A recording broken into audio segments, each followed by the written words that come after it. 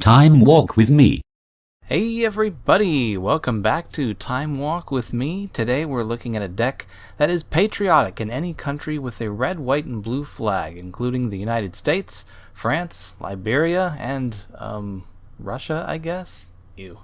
Anyway, Hinata, Dawn Crowned. This Jeskai commander is a 4/4 Kirin Spirit that costs 1 generic mana and 1 blue, 1 red, and 1 white mana.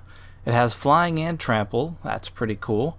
What's even cooler is that it makes your spells cost 1 less mana for everything that they target, and it makes your opponent's spells cost 1 more mana for everything that they target. This is kind of amazing, especially if you build your deck around it, which I did. Targeting spells. You might already realize this, but the more things a spell targets, the cheaper Hinata makes it. It doesn't affect colored mana pips, so I made sure to include only spells that will be discounted. Blow Your House Down. This costs just 1 red mana. Bring to Trial. This costs 2 mana. You get it. Crushed Contraband. If you choose both, this spell only costs 2 mana to take out 2 targets. Curse of the Swine. This is totally a one-sided board wipe in blue that costs 2 mana thanks to Hinata. It doesn't just destroy the creatures either, it exiles them. Disenchant. Explosive Welcome. 6 mana is quite a bit less than 8, 2 less in fact. Then you get 3 of it back. Fireball. You don't have to pay the 1 extra per target. In fact, you get a discount on the 1 default target. Hate Mirage. 2 mana for 2 temporary copies of creatures you don't control. Lightning Strike. Hinata turns this into a lightning bolt. Magma Opus. This spell can cost as little as 2 mana, 1 red and 1 blue. This is well worth it even if you have to ping some of your own creatures to make sure you target the maximum number of things. That is an awesome deal for 2 cards and a 4/4 red and blue elemental creature token. March of Swirling Mist. You can use this offensively or defensively, phasing out as many creatures as you want for just 1 blue mana. Mass Manipulation. This is supposed to be a very expensive spell, but Hinata only makes you pay 1 per target rather than 2. And there are creatures in this deck that reduce the cost even more, allowing you to take every creature on the battlefield for just 4 blue mana. Orm's Thunder. I believe that kicking this spell increases the number of targets and makes this cost just a red and white mana. Pinnacle of Rage. 6 total damage for 4 mana. That's a good deal. Pull from the Deep. Read the Tides. Of course, this spell only gets discounted if you choose the bottom mode, but later on in the game you might need the cards more and choose that. Return to Dust. Cast this during your main phase and it exiles 2 things for 2 mana. Said and done. Either of these will cost you only 2 mana. Sakashima's Will. Serpentine Spike. Hinata makes this only cost 4 mana instead of 7, and it deals a total of 9 damage and can potentially exile creatures. Sheer Drop. Silver Strike. Smite the Monstrous. Soulfire Eruption. Do your opponents have a total of 6 problem creatures? If so, then this can deal with them for just 3 mana. That discount then helps you play the revealed cards. Sungold Barrage. Swift Response. Take Vengeance. Time Warp. This card gives an extra turn to target player, so that means it costs 4 mana instead of 5. Walk the Eons. Just like with Time Warp, this spell targets, so Hinata discounts it. Wing Shards. Wrap in Flames.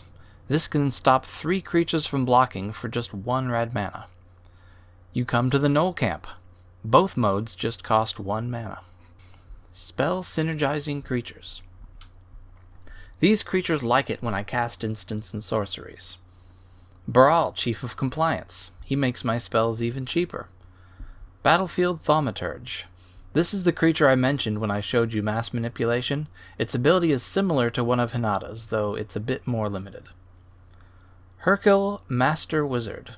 This can help keep your hand full and gives you good selection from the top 5 cards of your library. Octavia, Living Thesis. This is the commander of one of my other decks. It's great once your graveyard is full of instants and sorceries, and once it comes out, it makes small creatures much scarier. Sprite Dragon.